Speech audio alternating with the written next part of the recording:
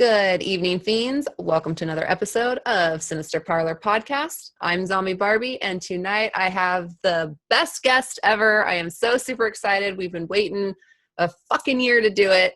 My horror loving, one of my best friends, radio show host, podcaster, just all around fucking badass, Bud Veno.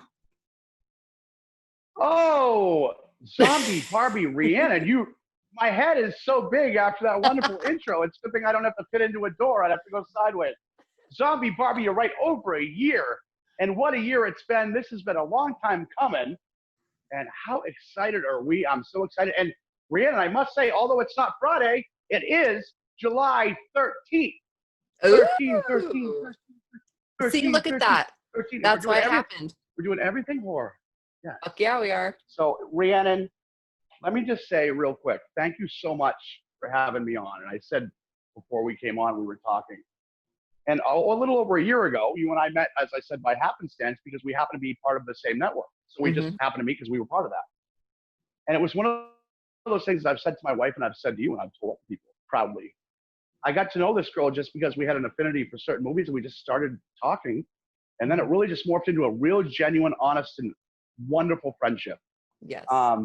It's empowering. It's pure. Every time after we talk, I said it off the air too. What do we always say? I love you. I love you. I love you. I'm proud of you.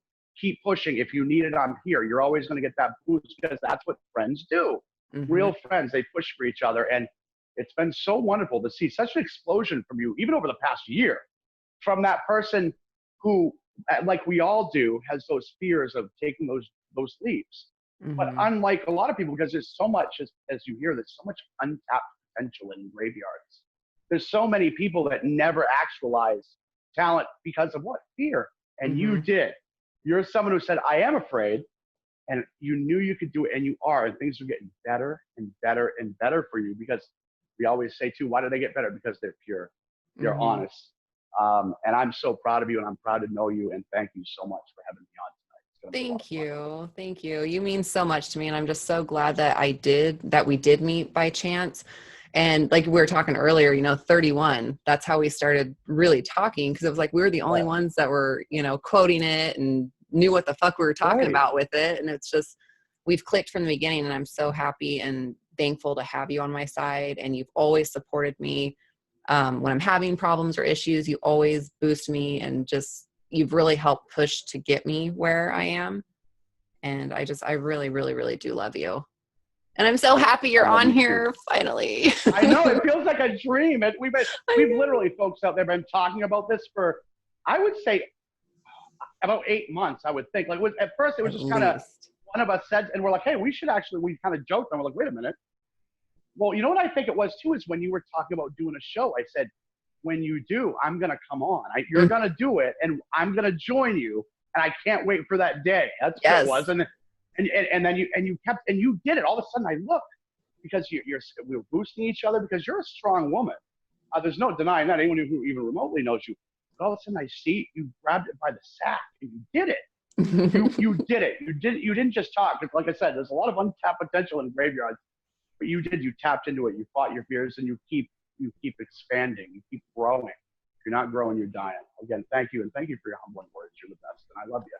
Oh, I love you too. Thank you. So in case nobody knows what we're talking about tonight, I think we kind of mentioned it like through our talking for a second, but we're just going to do all things horror. We don't have a set franchise or set movie. We're huge horror fans, and we're just going to talk about everything we fucking love about it and why we love it. And I'm sure we're going to ramble and switch topics and whatever, but that's what's going to make it fun. So. Yeah, Rhiannon, it's kind of like what we do in real life when we're actually talking. Yeah. we go, Rhiannon and I's conversations can go in a variety of different directions in a quick hurry. And they can go also. Yeah, so we were talking about, and I told Rhiannon I was going to bring out, here's my 2018 Michael Myers. If I can love it. Talking about Rob's, I don't love you, Michael. Sit right here. Sit right here. Michael, I'm right here. He gets nervous. Daddy's here. So, Daddy. Yeah, so speaking of Rob Zombie, well, yeah, the funny thing too is when we were speaking about 31, I saw a picture of you on your wall with Mr. Richard Brake, Doomhead himself. Yes. Which I thought was pretty cool. I said, wow, sexy, and Rihanna doesn't look half bad either. So that was good. so that was good. 31's a great one too. I'm a Rob Zombie fan. I'll tell you, and there's certain things I love and certain things that I think, like any artist, because that's what I consider him. I'm a big fan of Corpses and then Rejects because I like the artistic difference too. Yes. House of a Thousand Corpses, it was totally different, more trippy, you know. And then Rejects was really good, more of a mainstream, but it was so different but so connected. I loved the contrast. And I know a lot of people have been downing Free from Hell. I personally enjoy it. I see you have your Miss Beautiful Sherry Moon Zombie shirt on. From Local Boogeyman. And you said she is. Yes. So I started off actually, Rihanna, with I got more obviously because Rob Zombie did his music first. I was into White Zombie back in the day. Yeah. And then when he went Rob Zombie, I listened to that, and then we started coming out with movies. Of course, that was a natural transition. Yep. I remember this kid in high school was wearing a White Zombie shirt, and I was like, oh, I wonder who that band is. And I started, back then we didn't have the internet how we have it now. So I remember, you'd go to the record store and listen to artists and go through all the shit and look for it and stuff. And I fucking loved White Zombie. And then when he came out with, Dragula and Living Dead Girl, and he did his whole solo thing. Yeah, that whole album is great. Yeah. Yeah, awesome stuff. I'm excuse me, as you know, I'm an 80s horror buff from way back, and I know Rob Zombie's his movies are not 80s, but I think he takes a lot. You see a lot of his movies have a lot of 70s flair and things like that. Big time. That sort of dynamic. And I know he's a big time fan of 80s horror as well, doing the Halloween remakes and things like that. But I grew up on Friday the 13th, Halloween, Nightmare on Elm Street. And it's really cool too because I'll give a shout out Deb Voorhees. I've connected with a lot of people from doing radio over the years. Deb Voorhees from Friday the 13th 5 fame, and she's a director, producer now working on a film. Fanboy 13 or 13 Fanboy. I'm sorry, Deb, if I get that wrong. I always screw it up. I think it's 13 Fanboy. I think you're right. And she has a variety of awesome people in that movie. I'm so excited. CJ Graham, Jason and Six. I believe Ron Sloan, is in it, who was Junior in Part 5. There's a lot of people. Mark Patton, Nightmare on Elm Street 2. Connecting with these people, most of them are so genuinely cool. And Mark Patton, I mentioned, is one of them. Mark, I have an affinity for because I am a huge fan of Nightmare 2. Always loved Nightmare 2 as much as some people back. I think it's getting more respect than it did back in the day. Definitely. But I grew up on Mark as I used my favorite scream queen. I fell asleep many a night watching Nightmare on Elm Street 2, listening to Mark screaming in the background. His voice is so soothing. Oh, it's wonderful. I told him too on one week. I said, hey, because it's like I'm like a little kid. I was fortunate enough. Deb Voorhees agreed with. I did a Halloween show on a show I did for a couple years back, and Deb came on with Larry Zerner, who played Shelley in Friday the 13th Part 3. And Larry Zerner was kind enough to come on, and so was Deb Voorhees, and we had a great time. We had a couple-hour show, and they were so accommodating. It was really cool because, again, I'm a fan. I'm a doting child when they were on, and I'm literally listening to Deb and listening to Larry, and I'm like, are you fucking kidding me? That's like, so how is this real? Like, I literally, and I may have stopped. I haven't watched the show in years, but I may have stopped it in mid. Like, Deb, I'm sorry. I can't fucking believe this. This is fucking. And it shows you that law of attraction. If you believe it, yes, and you really work toward it, and you're genuine with it, that's the shit that happens. And living that dream, and it really, I'll never. You know what it was? I was doubly humbled and flattered because when they came on and they agreed to come on, they both did it. It was fucking Halloween night. Oh shit! And I thought that was even. Yeah, I'm like, wow, that for you guys to do that showed me a lot, and I was flattered by it. And it was hell yeah. Well, it's like if you think back to when you were younger, we grew up on these movies, and did you ever think that we would be where we are today? Talking to these people and having our shows about it, and I never would have thought. No, it's very humbling, and like I said, I think for people that grew up with, and I know I've talked to a lot of people, and Deb Voorhees, I haven't talked to Deb in probably about a year. But she's been busy too, and I've been busy myself. So, but I think they can attest to a lot of people, like with Jason. For people that grew up on it, Jason was an empowering character for a lot of us kids, and some people don't get it. For a lot of us kids that didn't have much, Jason was the anti-bully. You know, the people that might have grew up in hard times, he was the one who wasn't afraid of anybody. He picked on the people that picked on people. You know, so a lot of kids at that time looked at him as heroic in that way. And it seems, oh, people that don't understand that, don't understand it. Well, if you can't understand it, don't try to. Just accept it. But I think it was the same, that sort of, and also obviously the fear aspect, John Carpenter with Halloween, the whole being on the edge of your seat. There was something about that, and I think Carpenter hit the nail on the head with the Boogeyman in '78 because he was a soulless, just black evil on two legs. Yeah. And it was just, that was what was so off-putting, is that we hadn't had that sort of energetic movie, that sort of style, the cinematography, the tension, the score, which can't be understated. I feel so fucking privileged, Rhiannon, to have grown up in that time and to see these movies continuing. You know, like we're still getting Halloween Kills, Halloween Returns. We're getting, you're going to continue. I watched a wonderful fan film. It was I wish I could remember the name of it. It was a fan film. It was a Freddy Krueger. And it was like it was like a backstory of, and the guy who played Freddy, I will give him credit because you can't replace Robert Englund. But this guy was damn good. And I'm critical, and I'm right away, because I'm a snob. Yeah. It's not Robert Englund. And right. So, but no, he did a good job. We'll have to look up the name, and I'll put it in the comments. Yeah, definitely, because I want to see it. I may have seen it because I did see a good one. I don't remember the name of it though. But you see, I'm a Fred head, big time. You know, I know so many people love Jason, but I've always been a Nightmare on Elm Street one. Like, that's what I grew up with, and that was the very first horror movie I ever saw. That was the first movie that scared the shit out of me. The first one I had a nightmare about. And it was so weird because like after I had the nightmare is when I became obsessed with him, which is super weird how that happens. But Robert Englund is like one of my idols. Well, I got to say, I am right up there with you too. See, it was one of those things where you go through phases, you know, because depending on when they came out, you know, it was like, oh, this one rocked. I agree that Nightmare on Elm Street, people that weren't alive during that time or whatever don't understand. Nightmare on Elm Street in '84, when that came out, was the freakiest effing movie. It was like banned. Like parents were not letting. I mean, people hadn't seen anything even remotely like that. I got to give out a shout out to my friend Aaron Roberts. Aaron actually and I conversed yesterday through comments. I grew up with Aaron. Aaron, I've known for 40 years, and his family. I have a lot of old contacts like that. And my point to that is, Aaron's about a few years older. And Aaron was always the king of where I grew up. I grew up in the projects in Nashville, Brick Village. Really awesome area in the sense of the people I got to know and the connections I still have. But Aaron was a few years older, and we couldn't get into the movies.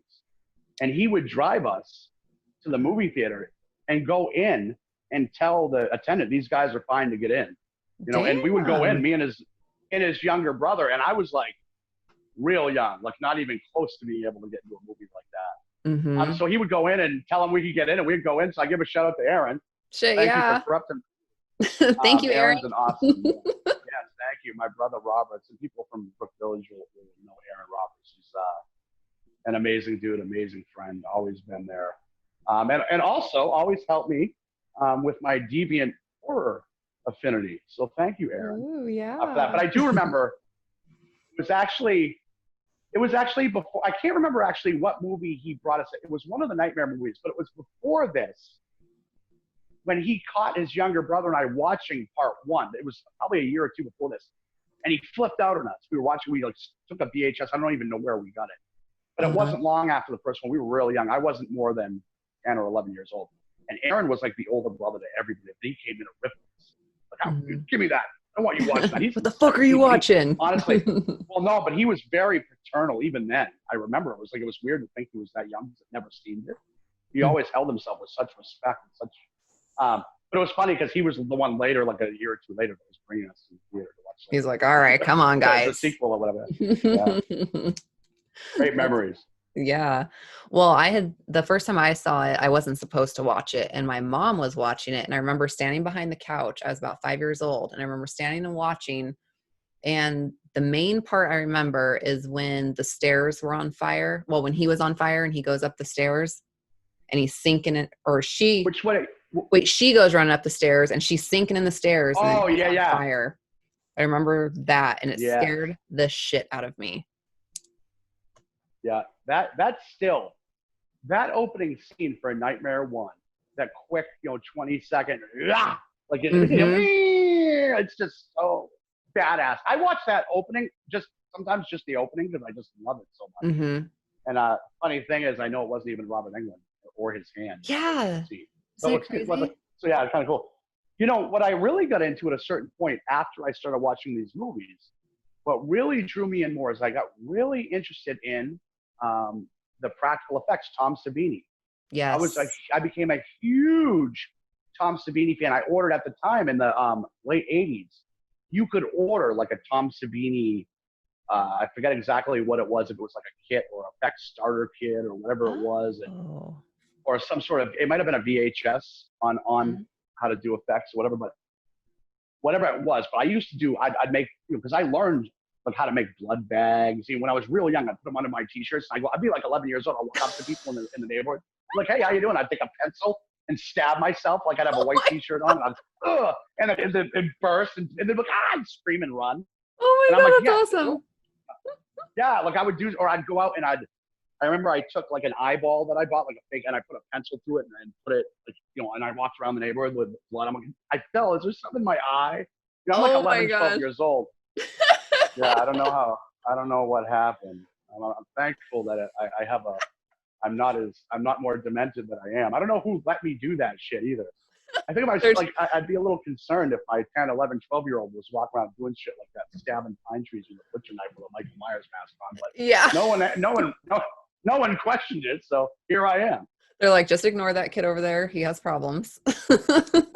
He'll stab you. Yeah, leave him alone. Leave him alone. Yeah. Gosh. And they let me become a cop in later years. A cop? Funny. Yeah, I was a cop for 3 different departments. Damn, I didn't know you were a cop. Yeah. Wow. Oh yeah, I was a police officer for like 4 years. Yeah, for 3 different departments. Dang. I can see. Yeah, I've done a lot of stuff. Oh. Yeah, Allie calls me Forrest Gump, but not as slow. So she says I've done like the shit I've done. It's true. I've really lived an amazing life. I've done everything. I've been all around everywhere. I've been. I'm fortunate. My life is a dream, and I'm very fortunate in that way, in the sense of how things played out. Things happen in life, and I've experienced some movie-like fucked up tragedies. And when I say that, I don't say it for woe is me, because I don't look at anything. You got to change your perspective sometimes. And I look at everything as why. I always say why. What can I learn from it? This happened to teach me something. What is it? To put me on a different path. What is it? Was it to teach me more compassion, to teach me patience, to teach me more humility, to be humble, to open my eyes, to feel more, to be more pure with my intentions. Whatever it is, it all has led me on that path when I've taken that attitude, and I do, and it gets easier every time. And every time life is more successful.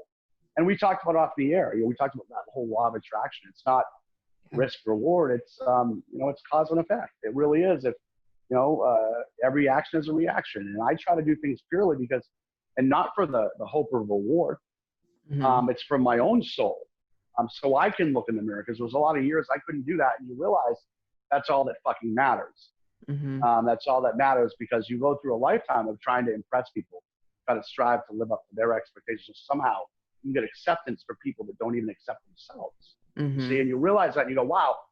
You look in the mirror, but do I accept myself? Do I love myself? Do I believe in myself? And when you can really do that, you go, no, this is what I want. Purely, it comes to you. Again, cause and effect. You do right, you get right. Yeah. And when your soul's right, everything comes. And I think I'm veering off the subject a little bit, but I had a conversation that's okay. with someone. I had a conversation with someone about this the other day that I was working with. You see a lot with people that are even in Hollywood. A lot of people think that, okay, I'll obtain happiness when I achieve success and I'm financially successful. I'm rich and people will admire me and I'll finally feel peace. Well, this is why a lot of people that reach that commit suicide, because they think that will bring them happiness. So when they get there and they're not centered, and they've been working a whole lifetime and thought that was going to bring it to them, and they get there and there's nothing, because it's worse. People, why do they commit suicide? Well, you can't find success and get happy. You have to get happy and then you find success. Yeah. That's completely the way it works. You have to figure out what makes you happy when no one's watching. Yep. What do you believe when no one gives a fuck? And stay with what that is, what purely is from here. No matter what, stay with that. And do things from your heart the right way. And good things will come, even in the moment when it seems tough. I'm not trying to get preachy. But again, you fight through them. And the people that overcome and persevere are the ones, again, we talked about like you, like, oh shit, this is scary.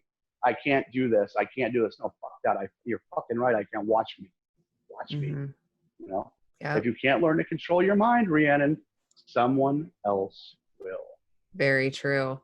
And I really like that because not everybody believes in the law of attraction. And I really, really do. And I try to practice it all the time. And it's cool that you understand that and you do it as well. Like that's another connection that we have, is because, you know, we have the same mindset, the same heart, the same. Yeah.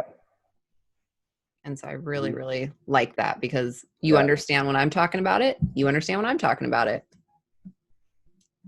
And the wonderful thing about that connection, I agree with you wholeheartedly, is that it was really, we kind of realized it just by voicing our own beliefs. Like, holy shit. Yeah. Oh my God, LOA, you're always with. Okay, I love you. Love you too. That's what it was all. Okay, I love you. Cool. And then that's when you know someone, because people can say they're into it and they know about it. But when someone actually is, which is rare, that purely, you never worry about them behind the scenes, because you know what they're saying to you is what they're saying there. Because if someone really believes in that way, or karma, if you will, and they're backstabbing and doing shit that is not the way they portray themselves, you're in for a real bad downfall when it comes to your own soul. And we talk about cause and effect. Yeah. When you're not genuine here, but you are there, or vice versa, or neither. Hawthorne, I'm going to paraphrase a little bit. A man cannot wear one face to himself and another to the multitude without eventually becoming bewildered as to which is real. That's Hawthorne, but that's true. You can't go around and pretend you're somebody, because eventually you won't even know who the fuck you are when you look in the mirror. I've been so fake for so long. I don't even know what the fuck I am. Yeah. So, again, we all can grow and we learn every day. And I'm really lucky I met you. Now we're talking about all this stuff. And we veered off of horror, but. That's okay. We're allowed to. It's my show. I can do whatever the hell I want. Oh, that's true. That's awesome. I told you. And if it goes well, we'll give you credit. And if it goes bad, we'll blame you. Yeah. See, it's all my fault. I always say, I'll give a shout out to Eric Carroll, Dad Talk Today, and my co-host on Morning Dad Talk. And also Danica Jones with Custody Matters Live, who I love very much. And have a good working relationship with them, and friendship with both of them. It's one of those things, just like with you, I don't even know where I was going with that. We talked about off the air when we have screw-ups when we're human. That's part of what makes the show great. But Danica is the same way, and with Eric, when I go on too, it's that sort of purity. It's that sort of honesty that makes the show pop. But what I was going to say is, I usually say with Danica when I joined her, because Danica and I joined each other. We didn't know each other. We started working together on the air. We had only met, but it was really, and we built that friendship literally on the air. And we've become really good friends too. That's cool. Yeah. So, but I always say to her, since I came on to her show, the show was on way before me. I always say, just blame me, Danica. If anything goes wrong, you could say it's that new guy, Bud. I had this show squared away, and that asshole came in and screwed it up. No, so shout out to Eric and to Danica. I love you both. Yeah. I love the energy that you bring, because I've watched a couple of those shows, and your energy is always just so happy and vibrant and positive. And it really shows, like what kind of person you are. And it's just, your energy is incredible. Well, thank you. It's flattering. I just try to be me, and what I encourage other people to be out there is who they are. What I did is just kind of decided one day. Again, it was literally, I stopped giving a fuck about other people and what they thought. I knew I had something. I knew I had talent. I knew I could help people. And the only thing holding me back was that fear on a variety of different levels. And when you can overcome that, what I've found over the years as well, the amount of people that I've affected that's what this life is about. If you're not helping people, you're not living this life right. Mm-hmm. So people can feel me because I'm real with it too. And I do have that talent and that really, I should say a gift, because I'm very blessed. I have the ability to articulate what a lot of people are feeling and verbalize that. And a lot of people, wow, you said exactly, oh my God, what I was feeling, that's a gift. But we all have those sort of things. And the only thing that ever held me back was, again, other people's opinions. Once I threw that away, just like with you, we had those talks too. It doesn't matter. It's how it looks to you, Rhiannon. What do you want? We have to keep, because you don't want to look in the mirror. I wasn't going to be one of those guys, and I'll be damn sure you're not one of those girls who was on their deathbed said, I should have said this, or I should have done that. When we go out, we're going to be laughing our asses off. Like, I fucking did it. I fucking did it. Yep. Be the type. So if you died, you would be satisfied as you were taking your last breath that you made an impact in this world that was a positive one, that people will remember you. When I die, you could just put a crown on top of my fucking name. We're going to get Bud a crown. Damn it. He deserves it. I'm real. Yeah, you're awesome too, Ram. This is good stuff. So that's what brought us together, is the whole 31 thing. Speaking of that. Yes. Yep. Yeah. And so again, it's funny. We bonded over horror. Yeah. And massive slaughtering and really deviant behavior. Yeah. And we're like really good people, but we love the horror, bloody and death shit. Well, it's funny. That's what I found. And that's what I found with people, a lot of the people in the industry, a lot of such awesome people. And and for a lot of us, it's therapeutic. I can tell you right now, these sort of movies have prevented, I'm quite sure, a lot more deaths than they've caused in terms of a lot of us. For me, I went through, how do I word it so it doesn't seem like a victimization? It was a challenging childhood. And for me, it was therapeutic. If I hadn't had that, believe me, it could have ended a little differently for me. But I never had that heart. It was funny. I was telling my wife the other day, when I was young, I always hated myself because I cared. I always wanted to be more like Michael Myers or Jason because I wanted to be cold. I wanted to fucking hate. And then when I got older, I realized that it was a gift that I didn't. That isn't normal. That's not right. That's sort of it. But when you're young, this is why a lot of people that don't have the proper guidance can easily confuse that hatred and confusion for actual, feelings, as opposed to just confusion or frustration, or needing to vent, or they're suffering and then they don't know how to get it out. So I think that's what a lot of these movies did for me. And I think for a lot of other people that I've spoken to that are into them, they're very therapeutic. And for me, I always feel now when I watch them, it's a total blast from my childhood. Yes. Completely different now. It's I smile. It's just such a, I mean, I watch the shit on Christmas Day. I'm going to watch Halloween. Yeah. I love it.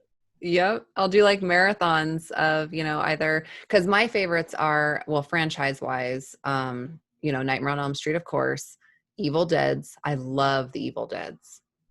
And then Halloween. Can I tell you, people are going to say that I'm not a true horror fan. I'm going to let you in on something, because you know how hugely into horror I am. I've never in my life watched any of the Evil Dead movies. What? Ever. Yeah, people wouldn't believe. Oh my gosh. I'm admitting that. And I have watched every horror movie a million times. And I purposely haven't watched any of them in years past, only because I know, like, I want to start with the first. Yeah. And then go, like, from there, and I've heard so much about the main character, and I love him. What's the big one word line he says? Groovy. Groovy, that's what it is. Look. Yeah, so I really right there. Oh, I love Well, it's backwards, but yeah, see, I got my Jason. Nice. But you know what I'm gonna do though, now that I've outed myself. You're gonna watch them. Because I do have all those movies on. Yeah, I have them all on Prime. Oh shit! I'm gonna watch the first one tonight, because, as you know, I'm well rested. Yes, you are. I took a nap before Rhiannon's show because I was able to, and I told you how Allie woke me up. My wife. I've been with my wife. She loves Rhiannon too. I love her too. We all get along famously. Yes. We love each other. We're always telling each other we love each other. It's very genuine. So, but I started dozing off. I have a living room downstairs too, and I'm dozing off on the couch downstairs. And Allie was working on some things downstairs, and I was dozing off. She came out. She said, "Do you want me to wake you up? When do you want me to wake you up?" I said, "Wake me up at 8." But I didn't anticipate falling asleep. This was about 6:30. And you know those times where you fall asleep but you don't realize it because it's so fast when you wake up, or somebody wakes you up. You're like, it was Allie. All of a sudden, I woke up and Allie's, "Hey, it's," and I'm like, "Oh, like what are you doing?" And it didn't click right away, even what was going on. And all I could calculate is she's trying to wake me up, and I have a real hard time thinking, why would she do that? Like, why would she purposely? Just because she's really good. She's really nurturing like that. If I'm sleeping, she'll make sure nobody disturbs me. Mm-hmm. So why did she do that? And it freaks me out. And of course, right when someone wakes me up right away, I'm like this. Yeah. You know, I'm like, what? Like, what's going on? She's been with me so long that she doesn't try to like tell me it. Like she doesn't try to say, "You told me," or she doesn't get mad. She doesn't do it. She knows me so well. Just like, "Wake up, honey. Do you need anything? You need a drink?" I'm like, "No." And she just walk away. She doesn't get off. She doesn't get off. She knows me well enough. She's like, whatever. Mm. So then I woke up and I realized, oh shit. So I looked at my phone and you had left me a message. But you know when you're really out of it, you can't calculate times or what time. Like I'm sitting here. It's like the next day. Well, literally, I'm like, it's 8 in the morning and I'm wicked in the twilight. What's going on? Fuck. And you're like, "Hey man, are you cool?" Yeah. And you're like, "Are you cool for, whatever, when we were going to meet?" And it was like, it happened to be in reality, like 2 minutes before we were even supposed to talk. I was well in advance. Yeah. And I'm like, but it was taking me a minute to figure it out until I finally got the cobwebs out. And then I'm like, okay, I'm fine. It's not Tuesday morning. We're fine. But my point is, I'm well rested because I got that hour and a half just about. Mm-hmm. And so I think I'll watch some Evil Dead tonight, and you can quiz me on. Oh, I'm so excited! Next time I join, yeah. Yes. See, we're gonna have to do a show on Evil Dead because that's my second favorite franchise, and Bruce Campbell right here is the love of my life. So I'm gonna have to. Yes. I love him. So you're gonna have to watch it, and then we're gonna have to do a show on it. Yes, we are. And I saw you've had some really strong guests. You've had some actors, producers. You've had a ton of different people on your show so far. I was like, whoa, what's some of the ones I've seen? I'm like, this girl doesn't F around. Yeah, I know. Yeah, and you're going to have even more. Oh, I'm so excited. You're going to have even more. What I'll try, what would be great too, because like I said, I have and I've never actually done it with Mark Patton. And I'll try and I know he's busy, but I have such a thing for night. Let's try and get Mark Patton on. I know. I'm going to send the show to Mark through through Messenger. I'm going to send it to him personally. And I know he'll watch it. You've got the body. I've got the brain.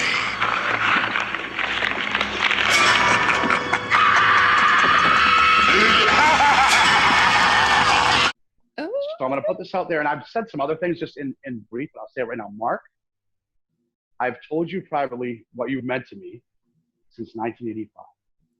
And I would really love it if you would make our dreams come true, Mr. Mark Patton, Jesse, the Scream Queen extraordinaire. Join us on Sinister Parlor Podcast. We would love to have you.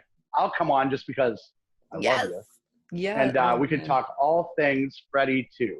So I'm going to send this to Mark. Mark, if you have time, it'll be a blast. Oh my gosh, it'd be a dream come true. That'd be so awesome. Yes. We'll make that happen. I want to give a shout out to a few people too. Sam Fowler out there is such a supportive dude of both of us. There's a gentleman out there named Sam Fowler who does a lot of things and very supportive of everything I do. And a guy that's kind of learning to, really empower himself too. People like that. Obviously my wife, who I love very much, my two boys, Mason and Carter, and my in-laws and everybody else out there that I know will be watching, John Mondu, all my friends out there that support me, the Roberts boys, as I mentioned, Aaron, all my BBC, my crew out there by thousands all over the world, and all my friends out there in Boston, Beantown, everybody. This is awesome. And we're going to get some heavy hitters on your show, like Mark Patton, Ron Sloan, Jr. in Part 5. Ron, you got to come on the show, buddy. I know you've been cooped up in quarantine. CJ Graham, CJ, I'll send this to CJ probably. CJ, come on, man. I'm begging. See how pathetic I'm getting? Well, It's no, not I do pathetic. it as It's they're all really amazing. good. No, they're all. I do it. I'm being facetious. They're all very good people, so I'm somewhat joking. Yeah. But I know that a lot of these people are very busy, but they're so accommodating and very humble. Most of the people, I've only met a couple who I thought were. I don't give a shit who it is. I treat people accordingly. Yeah. Like I said, I'm not impressed. I'm impressed with how you treat people. I don't get impressed with titles. I don't get impressed with what you've done. I get impressed with what you're doing in terms of how you treat people and what you take from your the advantages that you've had in life and the way you affect people now. That's what I look for. So I don't care if you're someone I grew up watching and you're God of all gods. I'll kick you in the nuts if you treat people bad. I'll never talk to you. So it's about how you treat people, and most of these people have been very accommodating, and I've been very fortunate. And you're going to be very fortunate because you're going to interview some people in the future that I've never interviewed. I know, and we're going to get some people on that's going to keep blowing up. Oh, that'd be great! Awesome. I can't wait. Rhiannon, if I can ask you, what's the name of the movie again that you just had your name on a DVD, which I saw? Wow, I know that. Yes, the Dark Web Mystery Box. Is that on Prime? Did I hear that was on Prime yet, or is it not yet? Right now it's still on YouTube, I believe, for you to view. Okay, yeah, I'm gonna watch that tonight. Oh, yay! That's awesome. So it's a found footage film.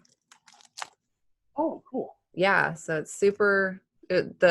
Everybody I worked with was great. We all did it in quarantine, but it's just they're all just so amazing.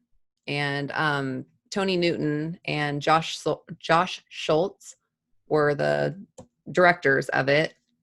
So the DVD is available through morthousefilms.com. And yeah, it was so much fun. And I really thank them for giving me the opportunity to do it. It's my first DVD that's out that I'm in. Yeah. I'm like, holy shit. Yeah, I see Tony on Facebook and Instagram too. He does a lot too, and I know that you guys have had that relationship. That's great. Yeah. So everybody out there, keep living your dreams. You could be like Rhiannon and be in movies and write books. I know you're an author too, Rhiannon, which is very impressive. Thank you. Can I ask you this, Rhiannon? Is there anything that you don't do? Because it seems like you do quite a bit.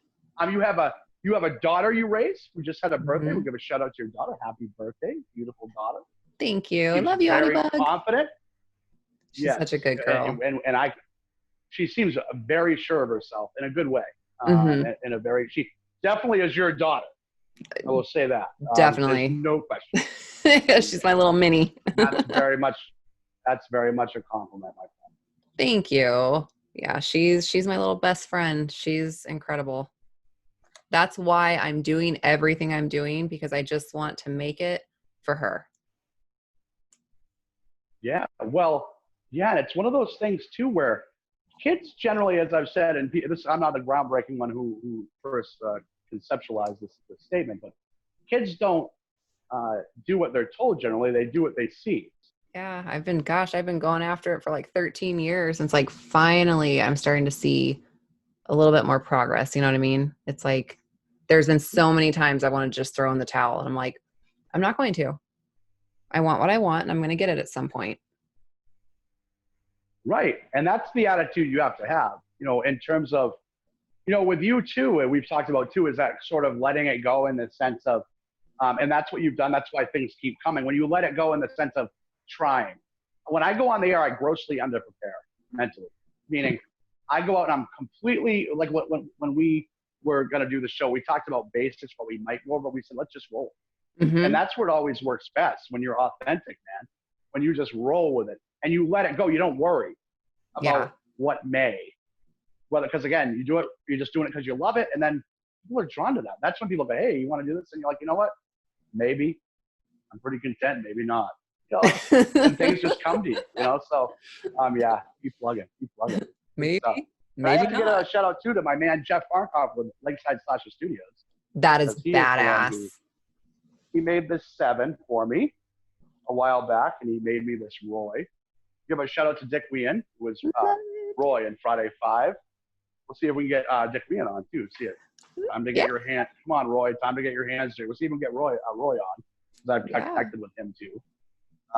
We'll see. And I also have a Barn 3, Richard Brooker, Barn 3, the late, great Richard Brooker. And then I have, what else did I, the Mashup 5. Jeff just played around with this one, and I love it too. Mm-hmm. And then I like the inside of it. Yeah. It looks really cool. This one I got years back from a gentleman named Dave Robertson out of Tampa, Florida, who does maps too. This is a Dirty 3, which I love this one too. Mm-hmm.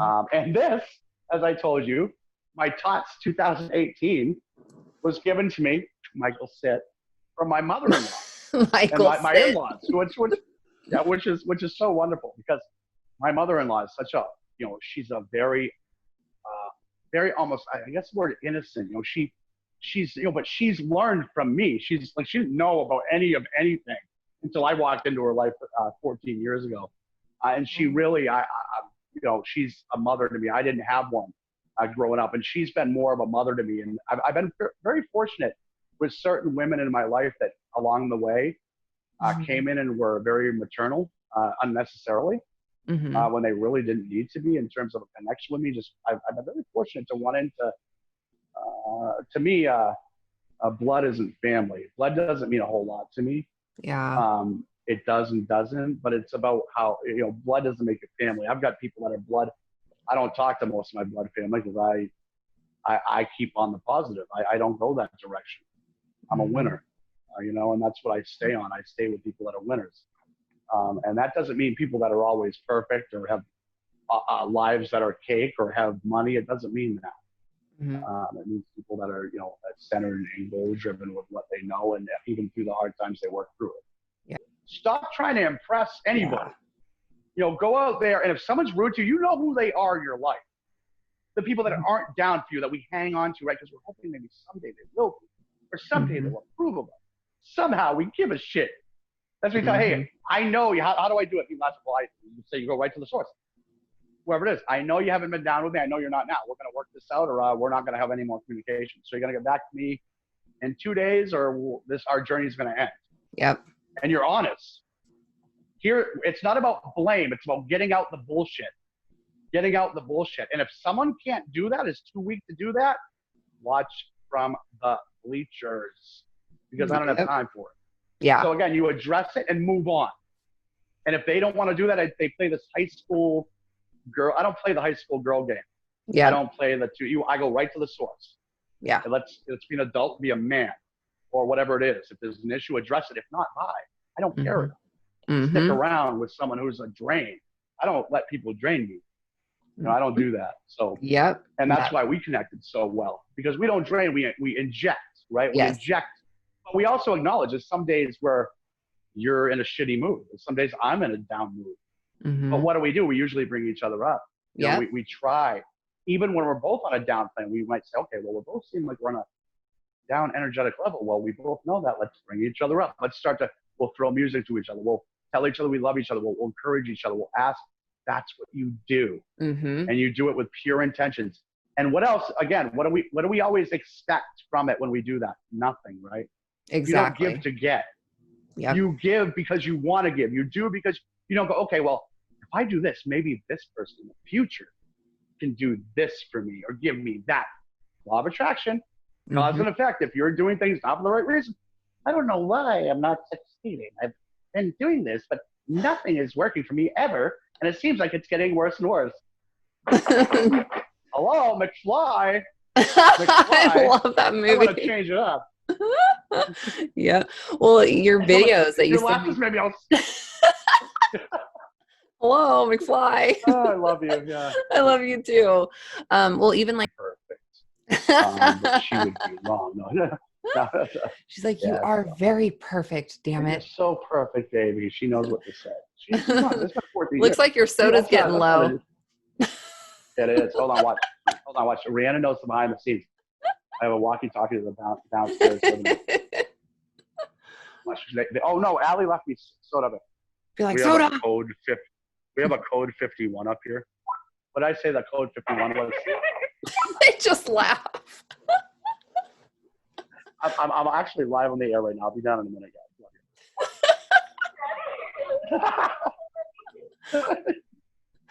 Code 51. So They just start actually, I see my laughing. wife actually, got me my soda. So I shouldn't be drinking soda. I've been talking about how I've been eating completely healthier as I suck down Diet Coke.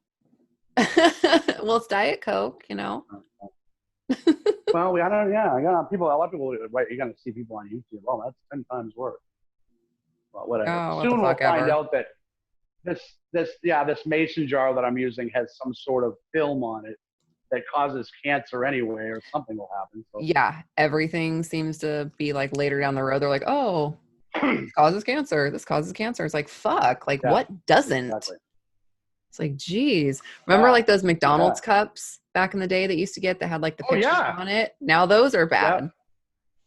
Right, everything. So I just roll. Hey, I think a lot of it is attitude too. The stress we put on ourselves. Oh my God, everything's gonna kill us, and then we get surprised and stuff does. You just live. You just gotta live. It Yeah. doesn't mean be careless, but if you listen to every single warning label and everything is gonna kill you, you wouldn't even breathe. You wouldn't move. Yeah.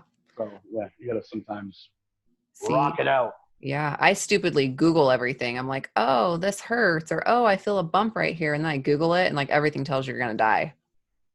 Oh yeah, I don't do that for exactly that, because I'll sit there and be like, I know if I do, because you could get like an arm pain. Yeah. Let's see what that might be, and it'll say arm pain. It could be secretly a sign of lung cancer. Like you'll give me the worst. Like, oh, you have your toenail hurts. Oh, that's a sign of like Black Death. Like, oh shit. Like yeah, it's horrible. I didn't know that. And I know that it does that, and I still fucking Google. Yeah, well, and the Google's the worst too, because sometimes I'm lazy and I don't feel like typing, but they have that option to just use the microphone, which is really bad, because then I Google everything. Yep. Then again, you don't leave the house. What does it mean when this happens? Well, it means the whole house is going to cave in, or the sky's falling. Yeah. They call it Dr. Google. Don't check Dr. Google, yet I check it all the fucking time, and I'm like, oh my God, I think that's my symptoms. Yeah, it's like looking at the car accidents, like rubbernecking. Just use that curiosity. You got to see the destruction. Mm-hmm. Yep. I'm excited for you to watch Evil Dead. Huh? I'm actually going to when we get off. I'm going to watch the Evil Dead. Yay. I'll probably, because it's almost midnight here. I'll watch the Evil Dead. Yeah. And, you're 2 hours ahead. Yeah. It's great though, because I'm having a snuggled time with my family after my wife and my youngest son Mason. That have some snuggle time, which we often do. Mm-hmm. I'm very fortunate. And that's what I decided. I decided, well, I didn't really have much, I don't have much of a family, so I'm gonna make one. And that's what I did. And instead of saying, oh man, woe is me, I decided I'm gonna start a family, and I'm gonna run it in the sense of I'm going to be the dad, and the parent I always should have had. I was very fortunate because I did have a stepfather who passed away in 2010, Gordon Baker, who was a wonderful man. And if it weren't for him, and I think that I'm a lot of the reason I am the way I am based because of him. Mm-hmm. Both my biological parents weren't involved, and he was, and he had no reason to be, in the sense of just loving me. Mm-hmm. And he was very young when he met my mother, and when she left him too, it was just he and I, and it was a guy who had no blood relation to me, and he just raised, it was he and I for years, and then he met somebody else, he married in later years, and he passed away of brain cancer about 10 years ago. But this guy taught me how to be a man. I mean, he taught me how to work, how to fight, how to not give up, how to really handle people. I watched him treat people like gold and go nose to nose with people that were not good people. He didn't shy away. Like, he would give you the shirt off his back. He'd choke you out with that same shirt if you decided to just, and he wasn't loose with it. It wasn't like he was like just hot-headed at all. Yeah. He was just real old school. And still, he passed away 10 years ago. He's my Mickey. He's my Mickey, the Rocky. I still hear him. I still, that was my thing too. I'm like, I'm going to be the dad that I know. I'm going to break the generational curses. Mm-hmm. I'm going to break all that bullshit. I'm going to be the one that succeeds. I'm going to be the one that is the father that has the children that are proud of their father. And I'm not going to be words. I'm going to be action. They're going to see me do it. Yeah. They're going to watch me. So when they're down on one knee in life, they'll never have an excuse. I've said that before. Since my boy, hey, you don't have an excuse ever. And you're my kid. So you get up. And I'm really thankful for my stepdad for that. But my point too is for all the negative, I'm very fortunate that I've had wonderful people along the way like Gordon. I think of people right off the top of my head. I had a couple that there's both their sons. I went to high school, and one of which committed suicide. And when I was in college, I was living in the dorm. I didn't have any family or anything. And like, hey, why don't you come live with us? I had no obligation, barely knew me. And I lived with them for 2 years and became extraordinarily close with them. Again, I was really blessed along the way with some people that truly angels. So Anita and Don Gilman out there, I love you guys too. Thank you. So again, the people out there, you take everybody, even the people that are bad, that were perceived as bad. You know, I had at one point, I really, she's passed away at this point, a really evil, I had like 10 different step-parents in my life, and that's not an exaggeration. One of them was really abusive. And the reason I say this, because that's the way I always looked at it is oh, well, it's me. No. She was abusive. She also did a lot of great things. A lot of people don't like to hear that. Again, I'm not saying abuse is okay or that you should accept, or I'm not saying that. What I'm saying is, since I had to experience that as a child, what I do is I say, what good can I take from it? As opposed to, I'm a victim. I got this when I was a kid, so now I can't do anything and feel bad for me. Bullshit. I go, okay, well, what can I learn from that? Number one, I don't want to be like that, right? I want to use my heart. But number two, what did she teach me that I could learn? Because again, you got to go do that. So, okay, what can I take advantage of? This person's going to try and take advantage of me when I was powerless. I'm going to take that back. What did they teach me? She was very artistic. She actually was one of the people that encouraged me when I was younger to go with my horror stuff. Could have been for choosing. But I don't think so. I really think it was more that she actually gave a shit.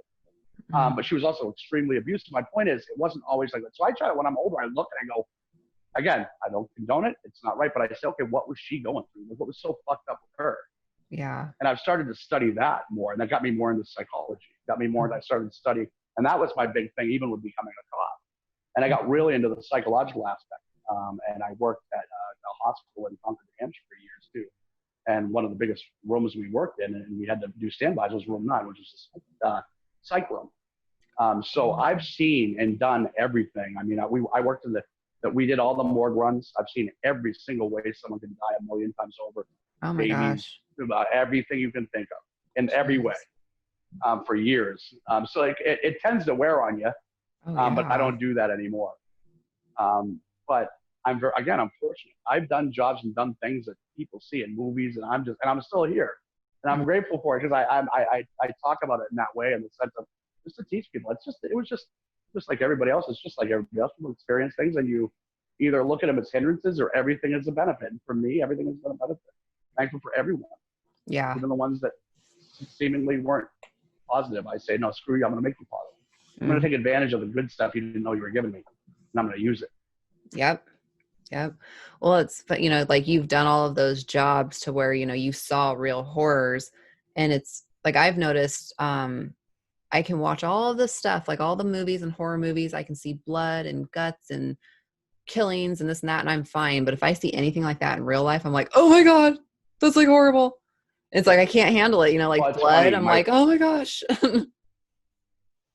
Allie, it's so funny because she watches all the movies. She wasn't a huge, not that she wasn't a fan before she met me, but she just wasn't into it that much. She's become one in the past almost 2 decades. Okay. Excuse me, but she's the same way. She loves 31. 31 is our date movie. Oh, that's our go-to date movie. Yeah. Good. But in real life, she literally, Mason, this one, it was like 4. It was horrible. It was the night of his 4th birthday. And he took a wicked header. We were just getting home from his birthday party at the beach. He split his eye, like under his eye open. Oh. It wasn't anything that needed stitches or anything. It was pretty, when face injuries are always instantly like awful anyway in terms of blood, because it's real thin. Yeah. But instantly, like, because he was bleeding pretty good, and she literally she was gagging. It was a physical, and I'm used to it. It doesn't affect me in that way. But sometimes it's funny because there's certain things I've seen everything. I don't say that to self-aggrandize. What I say is, even still, it's so funny because I'll tell Allie, I've seen every way somebody can die in real life. I've seen brothers that blew their other brother's head off with a shotgun. Oh, I've seen people burned alive. I've carried babies in suitcases that were dead. Everything, kids, oh my everything. gosh. But it's funny. My point to that is, I can like slip my finger and be like, oh, it's just like in terms of a certain, not really blood, but I'm like, it's funny, Allie. Look, I'm like grossed out by this or that, and Yeah. I've seen people that were limbless, like completely burnt. Oh man. But yeah, it does affect you though doing that job, even if you think it doesn't. It does. Mhm. I've seen, certain things do, and certain things don't affect you the same as others. But there's certain people that, there's certain, if it's a murder or someone who was young, it was a tragedy. It does, it affects you. And there's certain ones that stick out in my head still, Yeah. but that's life. Yeah. It's like once you see it, you can't unsee it. The one movie, Yeah. speaking of that, even though it's a movie, the one movie that affected me to where I just felt weird and just kind of gross for like weeks was Human Centipede. Did you ever see I that? haven't seen that. No, I'm Oh going to have to check that out. man, that just, Nasty? yes. And like I can handle a lot with movies, but that one it was so gross, but you couldn't look away. And then afterwards you were like, I can't believe I just watched that. Like me and my mom were watching it because she's who started me with horror. And so that's our thing is we Oh watch my horror God. movies. Yeah. That's And so we're laying there awesome. watching it. Yeah. She's my horror buddy. And afterwards we both Oh just kind of God, that's a stopped. beautiful relationship. Yeah. Yeah, she's amazing.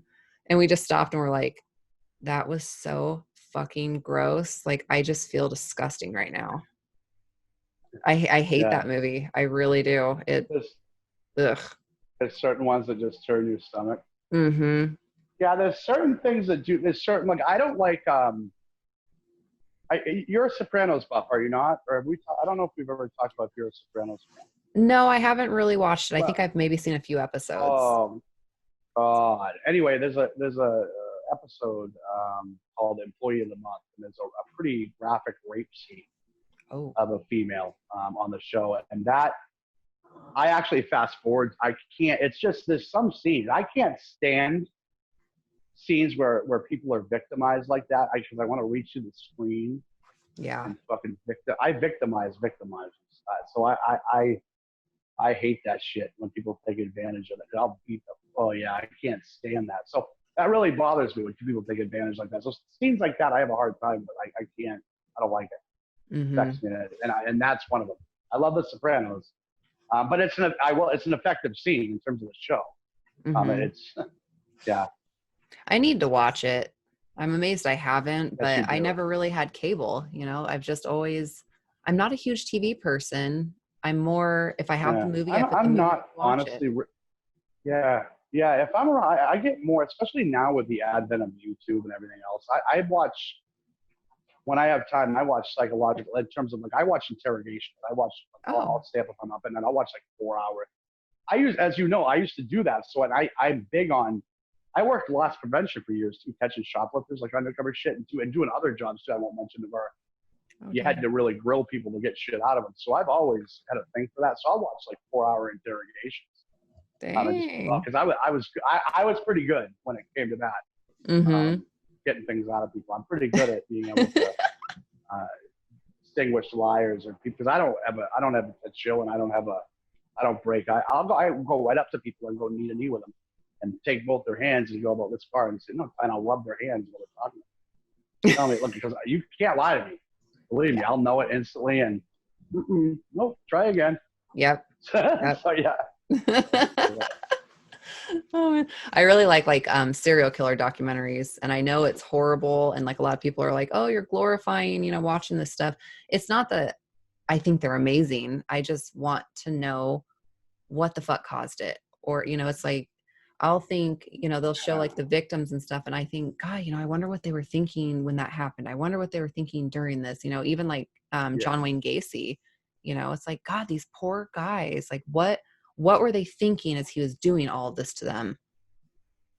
Well, it's funny, and not funny in a ha-ha way that you say this, and I know I can get this gentleman on too. We had a gentleman on named Patrick Dottie, who is a survivor of John Wayne Gacy. John Wayne Gacy attacked him in a bathroom and sexually assaulted him. and it was going to kill him, and he got away. He's the one who ran out of the bathroom and the one who helped catch John Wayne Gacy too. And he's an empowerment speaker now. Wow. And we had him on a radio show I did just about 2 years ago. I'll reach out to him because that might be an interesting guest, a real life victim of a serial killer who's very well known, who fought and got away. As a child, he was a very young child when it happened, like 6, 7 years old. Oh, he was little. He's here to talk about it, and he's an amazing man. Again, his name's Patrick Dottie. You can go look him up. He's a motivational empowerment speaker. Okay. And the interview was amazing. He's amazing. He talks about with a lot of candor. He's very open and very honest about his ordeal. And when you hear about it, it's unfucking believable because, especially with someone like you and I who studies because you and I have the same affinity in terms of the psychological aspect or different feelings or what causes different things. So it's really interesting, when you study certain people that have someone that survived someone like John Wayne Gacy. So I'll reach out to Patrick. We'll see if we can maybe have a real life account of someone who survived a serial killer on your show. God, yeah, that would be incredible because it's like I'm so enthralled by it. Yeah, that was unreal. Oh man, poor guy. He's lucky. And I always think that too, like the survivors, like they are so lucky. Had one thing gone wrong, they would not be here.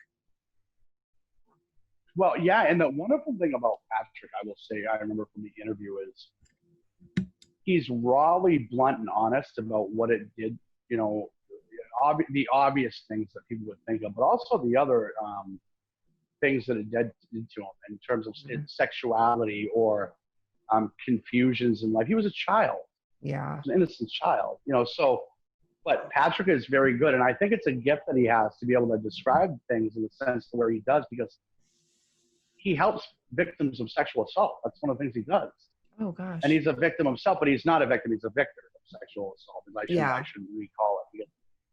And so I think that people that don't necessarily have that voice at this point can look to somebody like Patrick and go, wow, he's speaking up. He's doing something.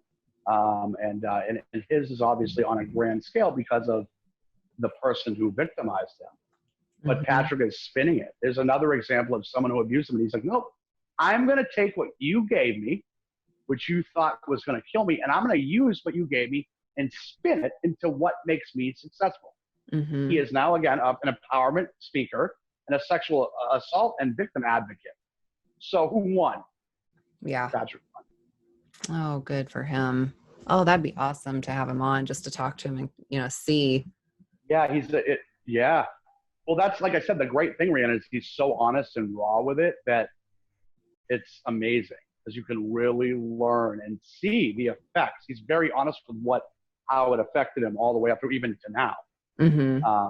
Which is, I think, beneficial for people that have been through, or even someone who hasn't, to be able to somehow empathize.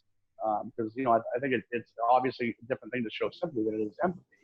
And if you haven't experienced it, if you can actually try and put yourself in someone else's shoes who actually is descriptive about it in a very raw and emotional way in the sense of the reality of it and the horror of it. And the empowerment of it in the end, if that's what you choose. Yeah. It's all a choice. It's all a choice. I don't begrudge anybody. But again, spin it. What people put on you, you'll later realize sometimes you thought it was holding you back. It's really your gift. It's really what makes the world see you. You see, so spin it, folks out there. Spin it. Yep. Spin it, damn it. Spin it. That's a spin it, baby. I noticed this kind of a little off topic, but not. So with a lot of Rob Zombie films, how he's, it's super dark and fucked up and he does really fucked up shit in his movies. When we went to, when 3 from Hell released, I took my daughter cause she's my little horror buff too. And they did a double feature. And so we watched, Devil's Rejects and 3 from Hell, and they played Devil's Rejects first. Cool. It was so cool. It was awesome to see it again, in the theater. That is and then, cool. And people were actually getting up from the first one and leaving. And it was kind of mild scenes, but they were getting up and they were shaking their heads and walking out. It's clearly you don't fucking know who Rob Zombie is if you're walking out. Why would you? come to that. You got it. I mean, what? Yeah. Yeah. People are funny like that. And me and Autumn, my daughter, are Rob like Zombie pussies. Exactly. You candy asses. Yeah. Bitches. No, but he pushes your comfort zone. That's what it is. And people, it's a comfort zone. That it's reality. Now, again, some people say his characters are overblown. I guess maybe they can be at points, but they're underdone in reality compared to what some people actually are out there in this world. But he pushes the limits. And Devil's Rejects, the hotel, you know, in the scene in the hotel, I know is probably what they walked out from. Yeah. With the you know, the sexual assault scene and things like that. But yep.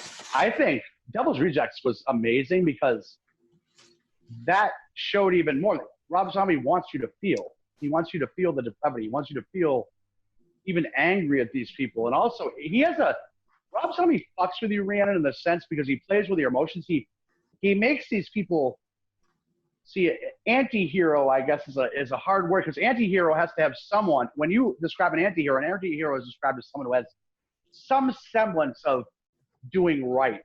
You know what I mean? In the end. So it's weird though, because none of the Fireflies generally are like that. Usually, mainly all really shitty people.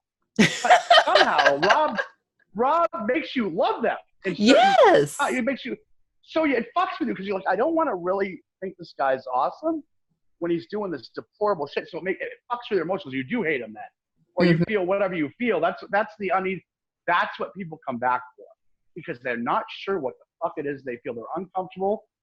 They don't know what it is. They don't know why they might want more. They don't know if maybe they're deviant. That's why they're digging it. They don't know if they're repulsed. They don't know. And that's what keeps you going. But that's what horror is that feeling of discomfort. And, of course, safety in your home, of having that safe discomfort. And, again, we talked about that vicarious living. A lot of people do that, too. But a lot of it is for the thrill. That, you know, my wife and I, and of course I love it because I get to be a man. Yeah. Baby, it's all right. I got you. I'll protect you. Don't worry. Don't worry, baby. Don't worry. We got you. Right here. Yeah, you'll be okay. I'm a nut. But it's good. I want to remind you that my 72-year-old mother-in-law got me this. That's so cool. That's a badass mother-in-law. She's learning. Yes, she's learning. She's the best. And she usually visits once a week. So we'll see her at some point this week too. Oh, nice. Tell her I think the mask is very cool. I will. And it was tough during the quarantine because his Mason, my youngest, is extraordinarily close to his grandmother. So it was tough, but we did do a lot of virtual chats. And it's nice to be able to even socially distance visit, you know, in the meantime now. So it's good. It's all coming around. Yep. Definitely. So Rhiannon, this has been fun. Yes. I've had so much fun and I'm so excited. I really want to do it more because it's been a long time coming. I'd be more than happy. That would be good. I would absolutely love it. Matter of fact, I anticipated it because you know why? Because I knew it was going to be fun.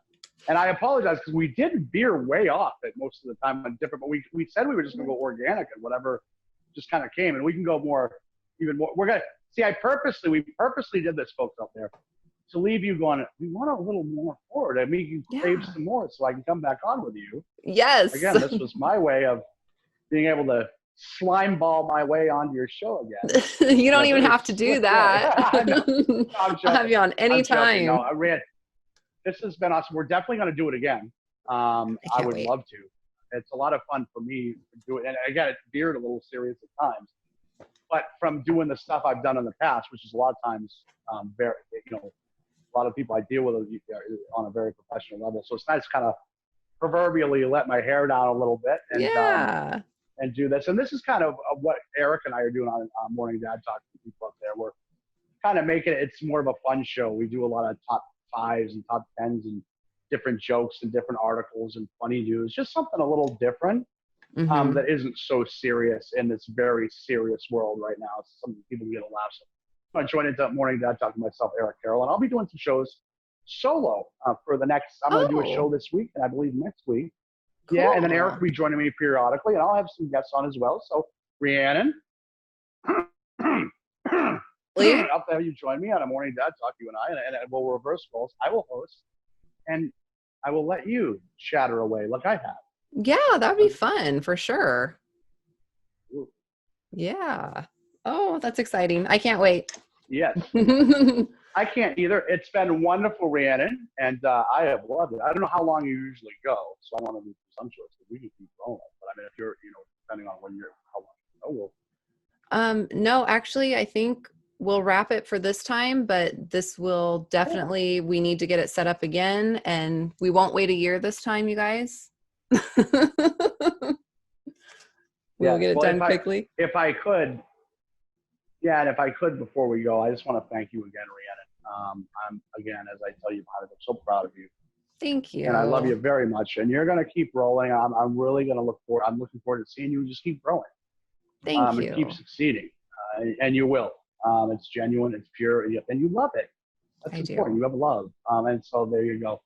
And to everybody out there, especially my wife, my boys, everybody out there, my brother John Monju, my BBC, Aaron Roberts, all the Roberts, everybody out there, chins up. It's not over till you say it's over. Live your dreams. And again, it's not over till you say it's over. And Rhiannon, I ain't heard no bell. Exactly. Do this again. Thank you. Yeah. So let everybody know where to find you. That way, at the end of the show, they know where to find you. Yeah. Well, a few different things for the hurting parents out there. I run a page in a group that I've had for a few years now called Parents United Worldwide. It's a support group for an advocating group for 50-50 equal shared parenting, and it's a group for men and women to go in there and get empowered. There are a variety of people from all walks of life, all professions, attorneys, news, everything. You get a lot of support in there and a lot of empowerment. So go out and check out Parents United Worldwide. Also, you can join me Tuesdays. It was Tuesdays and Thursdays. I think I'll move to just Thursdays on Morning Dad Talk with myself and Eric Carroll from Dad Talk Today. Network with about 115,000 people on it by now. Ooh, that's a lot. Yeah, which is great. And also, you can join me on Custody Matters Live with Danica Jones. I'll be releasing a show with her. I think she'll release this week, and I will be on there with her periodically. And even when I'm not, I'll go ahead and check out Danica on Custody Matters Live. Very pure, has awesome guests on there. She's doing a whole segment on parental alienation right now and adult children of parental alienation, adults, who were once children who are affected by parental alienation, and how they're dealing with how it's affected their lives. So it's all empowering. Some of the shows I do are fun. Some of them are serious. There's something for everybody. And again, right now, the one I'm so tickled about is Sinister Parlor Podcast with the one, the only, the beautiful, the sexy, the brilliant. I could just go on with the accolades. Zombie Barbie, Rhiannon Nicole. Thank you so much. We're going to do this again, baby. Hell yeah, we are. Thank you. So I'm just going to run through mine real fast. I want to thank, you're always on my list of people I thank. I'm so grateful and just so happy that you're my friend. I love you to death. I love Allie. I love your family. I'm glad you've been there for me, that you've never given up on me. And I really value our friendship so much. You are my family and I love you so much. You are my family and I love you too. Thank you. Crazy Ink Publishing for publishing my books, Broken Halo and Broken Halo Blood Curse, available on Amazon. My third book is coming out next year. It's the third one in the series, Broken Halo Witches Game. I want to thank Matthew Price Thompson for my artwork. I'm so excited for my book. Chris Atella, who does thank you. Chris Atella, who does my outro music and then my intro outro for my iTunes, Spotify, Google Podcasts, all of that. Johnny Daggers with Dagger Vision Films, who does my logo and my intro and the music for the intro. My indie productions, they are incredible. They have supported me from the get-go. I'm a featured artist on their site, and they support the whole indie community. They are incredible. So thank you, my indie productions. Sir Sturdy with Horror with Sir Sturdy. He's a fellow podcaster, and he is who got me started podcasting. So check him out as well. And then again, I thank you. I love you. And I can't wait for next time. I am so excited. It's going to come before in a year and a half. We're going to do it before. Fuck yeah. It's going to take us another year and a half. Fucking right. Love you, everybody out there. Thank you, Rhiannon, so much. I love you. We're doing this again. Definitely. Go out there. If someone's not giving it to you, go out there and take it. Fuck yeah. All right. I'll talk to you soon. Love you.